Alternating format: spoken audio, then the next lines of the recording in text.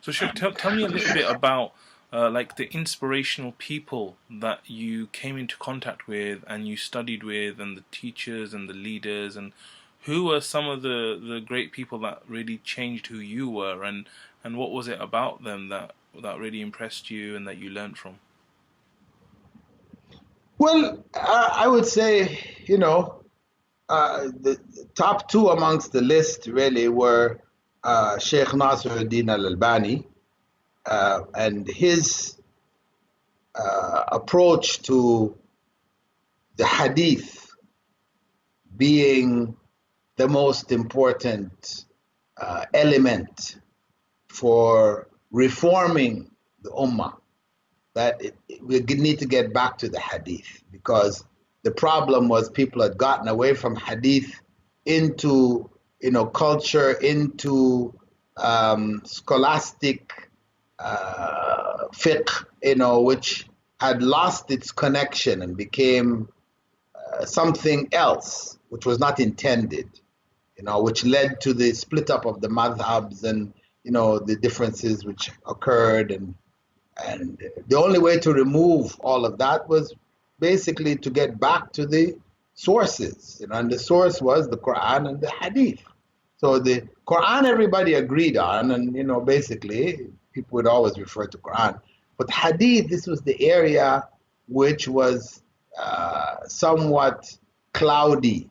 The scholarship, Hadith scholarship, had gone to a very low point, by the end of the 18th century, 19th century, 20th century. That period had gone to a very low point. Only a few scholars in India, had kept some of this alive. They continued to teach and to write, and some in Syria, some in Egypt. So there were Muslims in different areas, but it wasn't all together. It was indifferent. So I think Sheikh Nasir, basically brought that hadith first kind of approach, after Quran, because even for the Quran, if you don't have the hadith to guide you with the Quran, then the Quran alone, you can go here, there, anywhere and everywhere, right? Hadith was the means of putting the Quranic message in its proper context, because that's the Prophet ﷺ living the Quran. He was the living version. So the hadith being his lifestyle, his sunnah, his way, then that needed to be held on to as firmly as possible, along with the Quran, of course. So he brought that element and pushed that element. There were others, around that time, at the same time, but he became I think the most notable, especially because of his writings. There maybe have been others who were more knowledgeable, like Shaykh Shanqiti, for example, who Shaykh Nasr admitted, knew more, memorized more. He could draw. His memory was, it was like IBM, computer, able to catch all that knowledge and, spit it back out in a second. But he didn't write. So if you look to see where the writings of, Shaykh Muhammad Amin al-Shanqiti, where are his writings, you hardly find anything.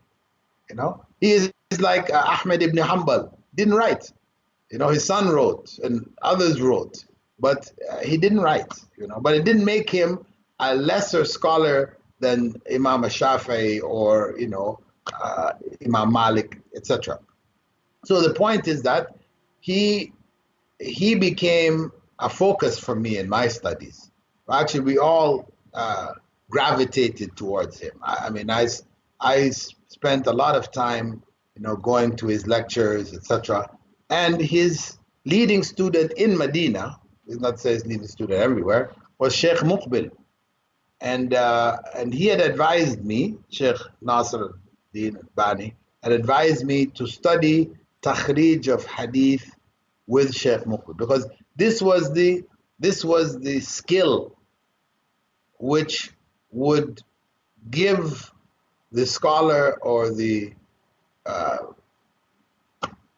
student of knowledge the means to distinguish between the authentic and the inauthentic. Because Quran, we didn't have any issue about inauthentic, but the Sunnah, there is this issue of weak hadith, fabricated hadiths, etc., etc. So that was the tool that was necessary to have been mastered and understood, to be able to make that distinction. So I studied, with Shaykh Muqbil in his home, Takhrij al-Hadith and so on, So he was also, I used to attend his khutbah because Shaykh Nasir by that time, came on occasions. He came on the Hajj, he came during Ramadan, so he was not there all the time. He had been a teacher in Medina, but by the time we got there, he had just left and had gone back to Jordan, actually. Instead of Syria, had gone to Jordan. So you could say that Shaykh Muqbil, he was there all the time. He was the Imam. He would lead the khutbah. He'd give the khutbah of Jummah and so and so in the what was referred to as the Harra al-Sharqiyya. This was the area outside of Medina where many of his students, Shaykh Nasr's students, gathered and studied. And Shaykh Muqbil was sort of the leading student there. So I used to go to his khutbahs regularly and listen to him. So he was an example of khataba. He was very powerful khatib. Shaykh Nasr, he was the scholar who will give you the explanation and so and so. But Shaykh Muqbil was a fiery khatib. So he was. I could say he became an example to me, of how to put ideas together, and deliver it in a way which would, reach the people.